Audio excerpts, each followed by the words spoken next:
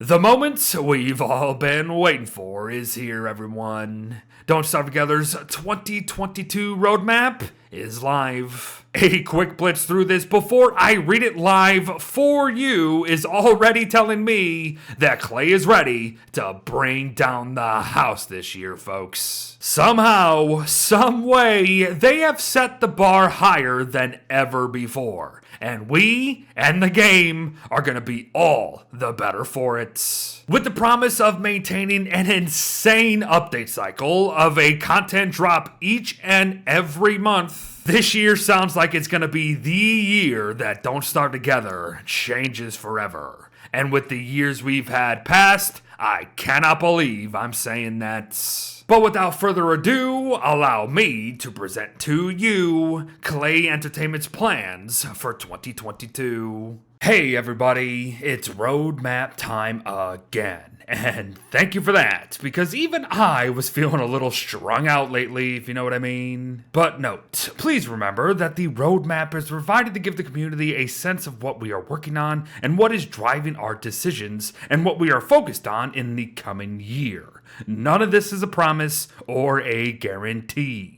We always prioritize quality over deadlines, and all dates and timelines are estimated to the best of our current ability. Many longtime fans will know that we often add new things to these plans, which often shift things around a bit, so it is recommended that you avoid scheduling your vacation plans around our dates. This roadmap is subject to change at any time, but as we have done in the past, we will let you know if any of these plans change significantly. But with what Klei themselves get into with their 2021 recap here, combined with how we can literally just go back and read last year's roadmap, they bloody nailed every single thing that they said they were gonna try to nail. For 2021, we aim to quote unquote keep on keeping on, and bloody heck, it sounds like me. As we have previously seen, our content schedule of character refreshes and occasional substantial content updates has continued to work out well for the team and players, and that we can all agree on. In 2021, we released one new character, Wanda, 3 character refreshes, Wes, Weber, and Wolfgang, 2 significant quality of life updates, which to this day might be some of the best things they've ever done, and of course 2 major content updates in the Eye of the Storm and Waterlogged. We also brought Klei Fest and the Summer Carnival, as well as our regular holiday events and a surprise content update with our Terraria collaboration. We had so much fun working with Relogic for this fun little diversion that turned out to be not so little.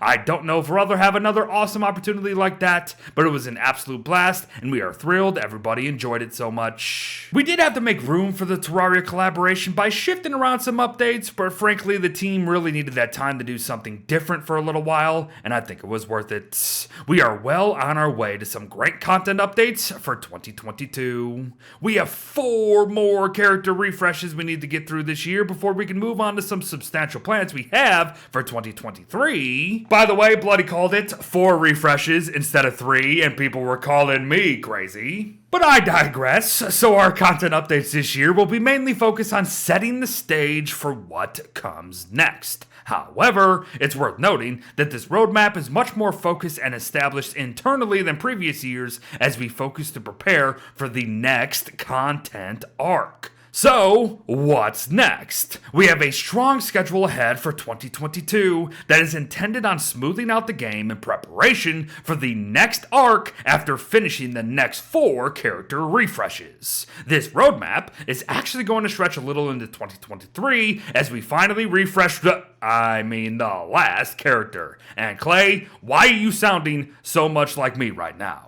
But in addition to this, the quality of life updates are planned to be more significant in such a way that they will affect how you play the game a bit more than previously. More details on that as we get closer to these coming as a test branch in February. I wasn't planning on cutting back myself until the absolute end of this to give my final thoughts, but we haven't even gotten to the bullet points yet, and there's already so much to take away from this. More significant quality of life updates, how they're going to swing that, I have no idea. 4 character refreshes, as I knew they were going to do, and I'm kind of still sitting here like, oh, that's kind of a double-edged sword because that means we get less actual content updates, but I kind of predicted the 4 refreshes myself, so I can't really be mad. And then Klei themselves have even said that said content updates are not actually going to be maybe what we are thinking they're going to be. They're going to be laying groundwork to smooth out the game for the next content arc. All that means is going to be a very character-heavy year. Or is it? Because I may have misspoken a little bit, everybody. Let's go through their plan for 2022. Obviously, the year of the catcoon, plus 2023 year of the event. Interesting. 4 character refreshes ending with Wilson in Q1 of 2023. 3 quality of life updates, everybody, not just 2. More Carnival games and prizes. Yes, we knew they were obviously going to touch up this new event moving forward. And then 3 quote-unquote setting the stage content updates. But before we get to talk about that, let's just finish out this post. As with previous updates, we plan to have something out for players every month, as well as a streaming drop, and we already know what the next one is. It's this torch right here. Klei Fest, including significant additions to Summer Carnival, as well as our regular holiday events. And that's it, folks. But not entirely, as we need to get ready to meet the catcoons in the Year of the Catcoon event coming this very week. Oh boy, I love this time of year, folks, and we actually get to celebrate earlier than the previous 2 years. So thank you very much, Klei, for that. But if you've been paying attention to me lately, you know that I've been a little strung out lately. I've just been like, this game, I've been doing it for so long, 3 years, every single day, a content video for a Don't Starve Together game that's not even that big sort of deal. I was waiting. So if they would have given it a little earlier, man, I would have been feeling a lot better this month, because this month I've been struggling lately. But today is the day where I can kind of just breathe. I'm excited for the Year of the Catcoon even, and it's 3 days away. We don't have to wait long to see what it's going to bring, but also how it will maybe, potentially, impact the game moving forward. Because let's be honest, the last couple of Year of events have literally changed the game because Klei has decided to keep the content that came with them in the game. But I'm not going to speculate about the Year of the Catcoon, everybody. Like I said, it's literally 3 days away. We can wait. We can wait. So let's talk about things that are going to be happening in the middle of the year. Then 4 character refreshes, or let's just say 3.5. Because I myself have been saying they're going to do 4 refreshes this year. Because there's one character out there that they sort of touched at the end of 2019 that really still needed lore and love. Wickerbottom. And with this image to tease this roadmap, we obviously can see Wickerbottom and WX. Half of the reworks we're gonna get. The other 2, Maxwell, William, and the last one, Wilson. Or I don't know, they might do a little switcheroo there, but those are the last 2. My guess is Wickerbottom first, WX second, Wilson last for the year. I'm guessing that's probably going to be the last update of the year is Wilson's refresh. And then come 2023, which is kind of unbelievable that we're even talking about that already, will be Maxwell. But speaking of 3s, we are going to get 3 quality of life updates. Now, I would already be hyped about that because I'm not joking. I love their quality of life updates. But with the context that they gave us this time around, with these being even more significant than they have been in the past, okay, color me intrigued. I don't know how you're going to top giving us insane world generation options. How are you going to top allowing us to pause the game? How are you going to top doing a bunch of mob-related changes?